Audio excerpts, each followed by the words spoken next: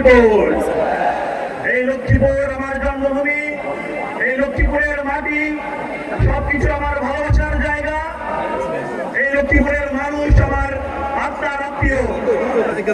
আপনারা জানেন এই মেঘনা নদী একই সাথে আমাদের অহংকার এবং একই সাথে আমাদের দুঃখ। বিগত শাসন আমল জুড়ে যত শাসক এসেছে এই মেঘনা নদীর বাঁধের জন্য কোটি কোটি টাকা তারা লোপাট করেছে, তাদের পকেট ভারী করেছে এই মেঘনা নদীর বাঁধ বাস্তবায়ন করতে গিয়ে। কিন্তু এই শহীদ জনপদ, এই মুসলিম জনপদ, ইসলামী আন্দোলনের উর্বর ভূমির মানুষের কথা কেউ চিন্তা করে নাই।